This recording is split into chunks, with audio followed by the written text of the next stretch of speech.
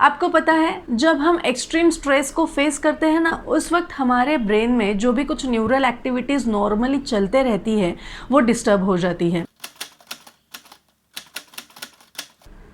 Welcome back to my channel guys. I am doctor Ashwini Akshay Gugude, practising homeopathy since 7 to 8 years। और आज मैं आपको इस वीडियो में स्ट्रेस रिएक्शन के बारे में बताने वाली हूँ। मान लो कि कोई सुई अपने को स्किन पर चुभ जाए तो हम क्या कर देते हैं, इमीडिएटली वो सुई को हटा देते हैं और ईचिंग शुरू कर देते हैं। उसी प्रकार से अगर गर्म बर्तन को अपना हाथ लग जाए तो ऑटोमेटिकली अपना हाथ पीछे चला जाता है, राइट। सो यह एक्सटर्नल स्टिम्युलाई को अपने फिजिक इस प्रकार से रिएक्ट करता है। उसी तरीके से एक्सटर्नल स्टिम्युलाई या इंटरनल स्टिम्युलाई अगर कुछ भी ठीक ना रहे तो हमारा माइंड भी उसी प्रकार से रिएक्ट करता है। इसका मतलब है कि जब भी कोई स्ट्रेस हम फेस करते हैं उस वक्त हमारा माइंड कुछ ना कुछ रिएक्शंस दिखाता है। और देखा जाए तो स्ट्रेस हर एक को होता है, राइट। और रिसर्च के मुताबिक तो हर एक इंसान लाइफ में कौन से पीरियड में एक्सट्रीम स्ट्रेस ये फेस करता ही है, जिसके वजह से कुछ ना कुछ रिएक्शंस निकलते हैं। सो ये रिएक्शंस 3 टाइप के होते हैं। First is acute stress disorder, second is post traumatic stress disorder and third is adjustment disorder. ये सारे नाम, ये सारे जो भी डायग्नोसिस है, ये आपको याद रखने की ज़रूरत नहीं है। यस, लेकिन ये सारे कंडीशंस में क्या क्या होता है, कैसे डेवलप होते हैं, इसके सिम्टम्स क्या होते हैं, ये आपको जानना ज़रूरी है, क्योंकि स्ट्रेस इज़ वेरी कॉमन। अगर ये चीज़ें आपको पता रहेंगी तो आप खुद की और दूसरों की मदद कर पाओगे। तो चलो मैं आज का फर्स्ट जो टॉपिक है एक्यूट स्ट्रेस डिसऑर्डर, इसके बारे में आपको बताती हूँ। एक्यूट यानी कि तुरंत, इमीडिएटली, मतलब स्ट्रेस को फेस करने के बाद इमीडिएटली जो रिएक्शन निकलती है वो इस कंडीशन में आती है। और इसके जो साइंस एंड सिम्टम्स होते हैं ये मैक्सिमम 2 या 3 दिन तक, कभी कभी महीने भर तक भी रह सकते हैं, लेकिन बाद में ये धीरे धीरे कम होते हैं। अगर आपके सिम्टम्स ये 2 से 3 दिन तक रहेंगे तो कोई नहीं, इसके लिए मेडिकेशंस की वगैरह कोई ज़रूरत नहीं होती। लेकिन ये सिम्टम्स 1 वीक से भी ज़्यादा दिखाई दे रहेंगे तो होम्योपैथिक मेडिसिन किस प्रकार से आपको हेल्प करेंगे ये मैं आपको थोड़ी देर में बताने वाली हूँ। रिसर्च के हिसाब से 30 to 40% लोग एक्सट्रीम स्ट्रेस को फेस करने के बाद इस कंडीशन में चले जाते हैं। और इसके रीजंस ये होते हैं जैसे कि car accidents, torture, domestic violence, rape या फिर नेचुरल कैलामिटीज़ जिसमें फ्लड या अर्थक्वेक हो जाए जिसकी वजह से पूरा घर परिवार ये बर्बाद हो सकता है, या फिर ऐसा कोई डिसीज़ का डायग्नोसिस हो जाए जिसमें ये पता चले कि बहुत ही कम उम्र बची है। मतलब किसी को बोल दिया जाए कि आपको कैंसर हुआ है और आप बस 6 महीने के लिए ही रह सकते हो, तो पर्सन शॉक में चला जा सकता है। उसी के साथ कुछ सेकेंडरी कॉजेज़ होते हैं। सेकेंडरी मतलब खुद पर उसका अटैक नहीं हुआ रहता, लेकिन दूसरों पर वो अटैक होते हुए देख के ट्रॉमा में जा सकते हैं। जैसे कि रेप देख लिया, मर्डर देख लिया, या फिर कौन सा एक्सीडेंट देख लिया जिसमें बहुत बड़ा शॉक बैठ सकता है। ऐसे कंडीशंस में भी ये सिम्टम्स दिखाई देते हैं। सो सिम्टम्स क्या क्या होते हैं, जैसे कि एंग्जाइटी, नाइटमेयर्स, डिस्पेयर, वो बिल्कुल भी किसी से बात नहीं कर सकते, सोसाइटी से पूरे डिस्कनेक्ट हो जाते हैं, उनको बार बार वही चीज़ें याद रहती है, बार बार वही ट्रॉमेटिक इवेंट्स याद आते हैं, और इसी के ही साथ एक दर्द महसूस करते हैं, एक गिल्ट रहता है कि वो पर्सन को मैं हेल्प नहीं कर सका, या फिर उस वक्त मैंने ये स्टेप्स क्यों नहीं लिए। काफ़ी लोगों में ये गिल्ट भी इस कंडीशन में दिखाई देता है। आपको पता है जब हम एक्सट्रीम स्ट्रेस को फेस करते हैं ना, उस वक्त हमारे ब्रेन में जो भी कुछ न्यूरल एक्टिविटीज़ नॉर्मली चलते रहती है वो डिस्टर्ब हो जाती हैं।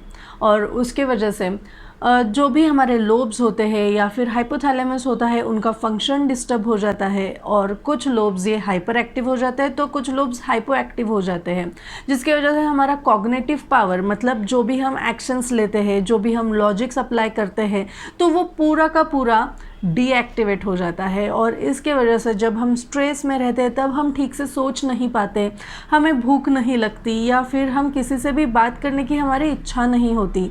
यही सारा रीज़न है जब हम एक्सट्रीम स्ट्रेस को फेस करते हैं।